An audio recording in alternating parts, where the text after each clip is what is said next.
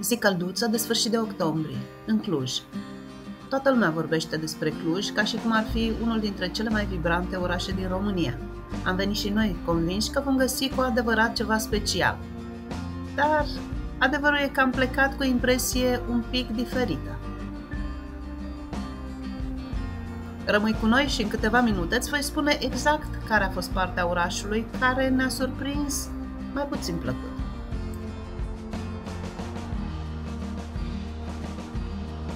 Primul contact cu Clujul a fost destul de plăcut. Un oraș curățel, cu clădiri istorice frumoase, un centru istoric mic și ușor de parcurs la pas, dar fără a avea acel ceva care îl face memorabil. Sau poate așteptările noastre erau mult prea mari?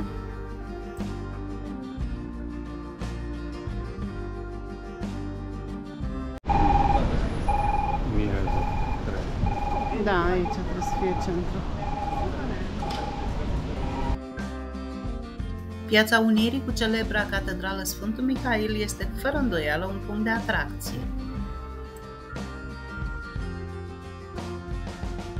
Iar faptul că piața era plină de tarabe cu produse de artizanat sau alte produse mai mult sau mai puțin tradiționale au făcut-o un pic mai interesantă.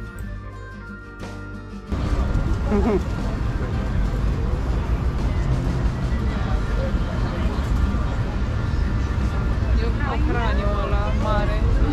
Cameră.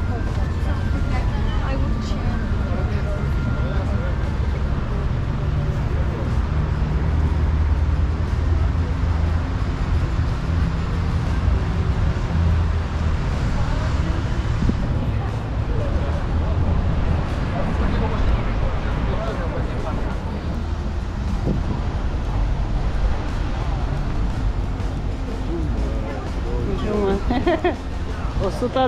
100 de grame, 20 de lei.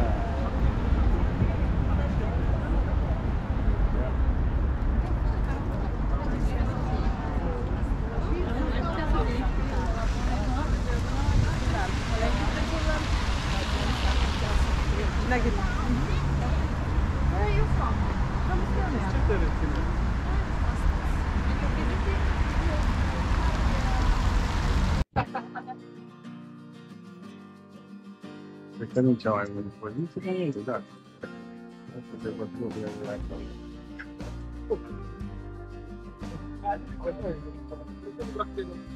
Dar și astea zi, consumiste le-au făcut tare chestii, deci și-au tot la lucrurile. Bronz. Vineaua toată la fel, n-are nimic.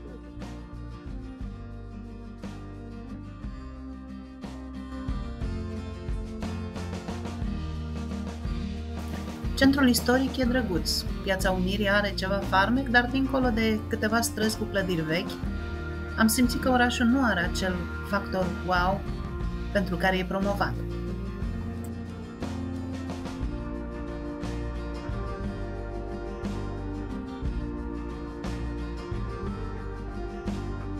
Clujul are câteva clădiri și biserici interesante și câteva străzi cu aer boem, dar comparativ cu alte orașe europene de dimensiuni similare, oferta turistică este destul de modestă.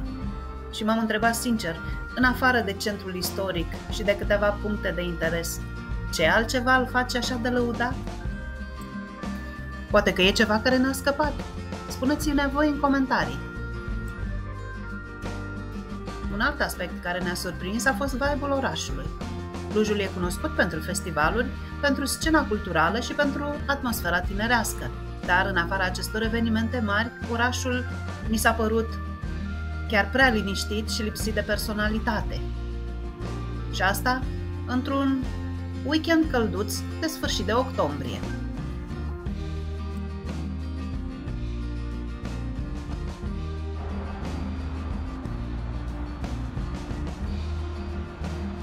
Poate că experiența noastră ar fi fost cu totul alta dacă am fi venit într-o altă perioadă sau în mijlocul unui festival. Dar asta mi-a arătat contrastul dintre reputație și realitate.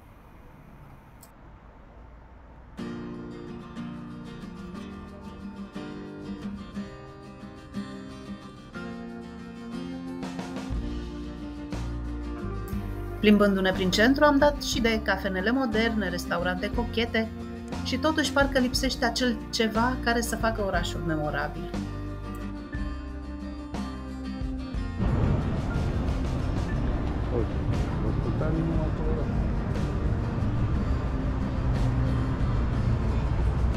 Aici cred că este fain seara când se aprind luminile.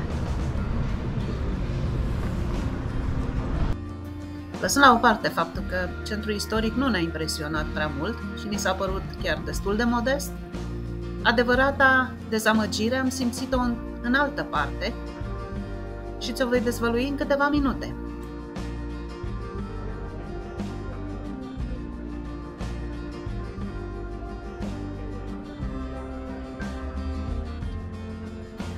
Dar până atunci, în imagine puteți vedea clădirea în care s-a născut Matei Corvin, doar pe din afară, pentru că nu am putut-o vizita, fiind închisă la acea dată.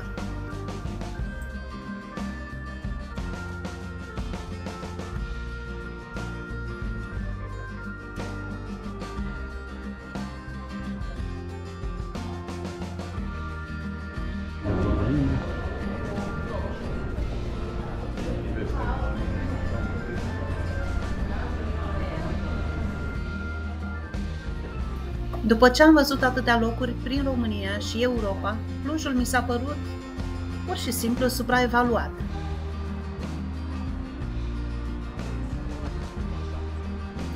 Experiența celor 2 zile petrecute la Cluj mi-au întărit impresia că orașul este mai degrabă un brand foarte bine vândut.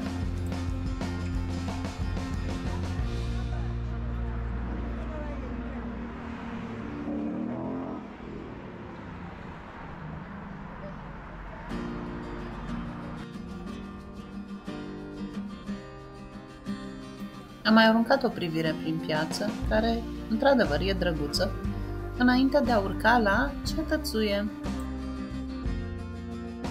Urcarea spre Cetățuie, unul dintre cele mai promovate puncte de belvedere ale orașului, nu este chiar experiența spectaculoasă pe care o vezi din poze. Treptele sunt vizibil deteriorate, crăpate pe alocuri și dau impresia că locul a fost lăsat de izbeliște.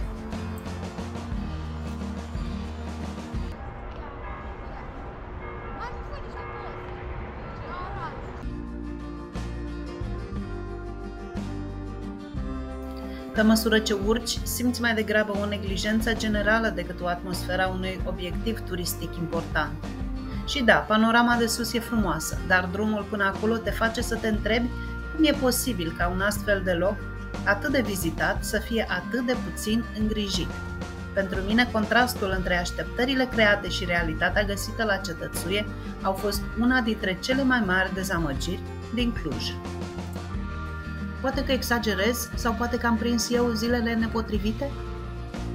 Și m-am gândit dacă să vă spun părerea mea sinceră, dar asta este experiența mea și chiar sunt curioasă cum vi s-a părut vouă Clujul. Repet, acesta este punctul meu de vedere. Și dacă apreciezi acest punct de vedere realist, dă-ne un like, abonează-te și scrie-mi în comentarii cum ți s-a părut ție Clujul. Și poate data viitoare vom descoperi împreună un loc care merită toată lauda.